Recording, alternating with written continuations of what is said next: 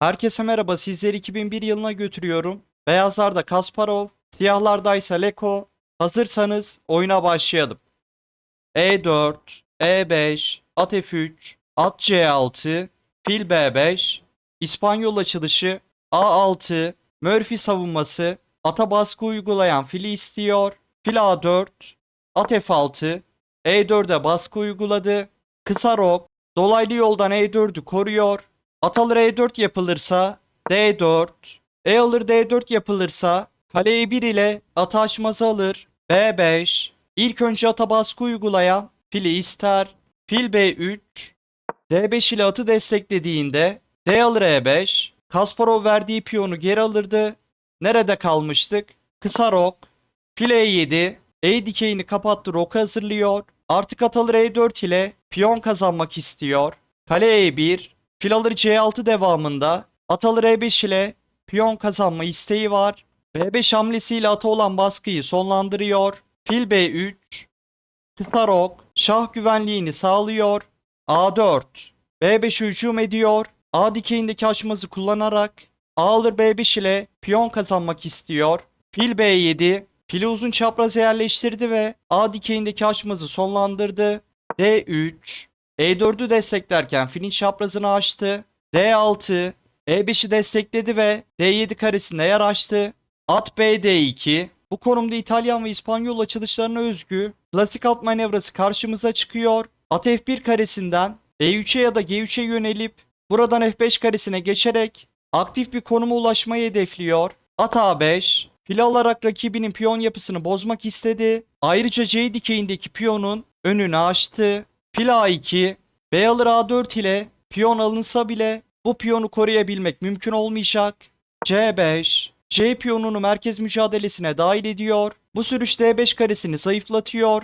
Leko ileride fırsat bulabilirse D5 sürüşüyle bu zayıflıktan kurtulmak isteyecek. At F1, kale E8, kalesini merkeze dikeyine getirirken F8 karesinde fili için yer açıyor. At E3, H6. Şahı için H7 karesinde hava deliği açarken Y5 karesini kontrol etti. Fil D2, vezir atın savunmasına bağlıyor. C4. D3'e hücum ediyor. C alır D4 ile devam edilirse Leko değişimler sonunda merkez E4 piyonunu kazanır ve merkezde üstün kalırdı. Fil C3, fili uzun çapraza yerleştirdi. Vezir B6, kaleler arasındaki bağlantıyı sağladı. At D2, C4 olan baskıyı artırıyor. Bu konumda B4 ile fil sıkışıyormuş gibi dursa da B4 yapılırsa at D alır C4. Veziri isterken fil için D2 karesinde yer açar. At alır C4. At alır C4. Vezir kaçtıktan sonra Kasparov fil D2 oynar ve piyon önde kalırdı. Nerede kalmıştık? At D2, at C6, vezir atın savunmasına bağlıydı. Vezirini özgürleştirdi. Vezir C5 devamında B4 ile vezir kanadındaki saldırıyı devam ettirmek istiyor.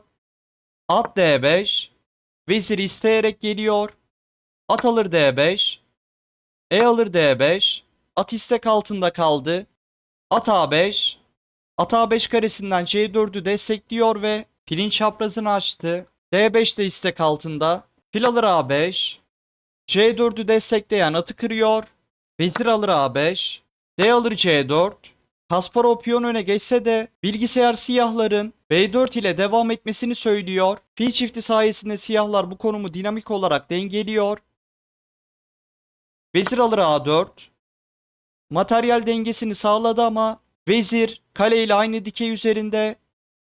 C5. D6'ya hücum ediyor. C6 ile geçer piyon oluşturma fikirleri de ortaya çıkabilir.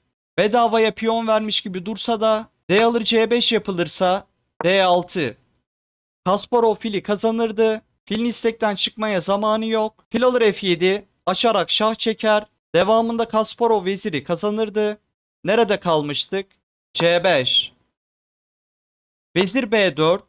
Vezir kalenin dikeyinden ayrıldı ve B2'ye ve C5'e baskı uyguluyor. At E4. D6'ya olan baskısını artırdı. Kale AD8 ile D6 desteğini artırmak en iyi seçenekti. Vezir alır B2. C alır D6.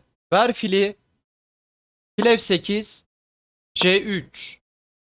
Vezirin D4'e bakışını engelliyor. Rakibinin vezir D4 gelip vezir takasıyla baskıyı azaltmasına müsaade etmedi. F5. D6'yı koruyan ata saldırdı. D7. Kaleyi istedi. Kale D8. D6. Aşarak şah çekiyor. Şah H8. At C5. D7'yi korurken fili istedi. Fil C6.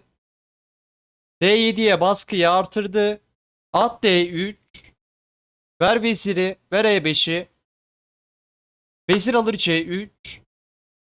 At alır E5. Burada fil alır D7 ilk bakışta piyon alıyormuş gibi duruyor. Bu varyanta şimdi girmiyorum. Zaten ileride aynı temayı çok daha net bir konumda göreceğiz. Fil E4. At F7. Şah kale çatalı atıyor. Şah H7.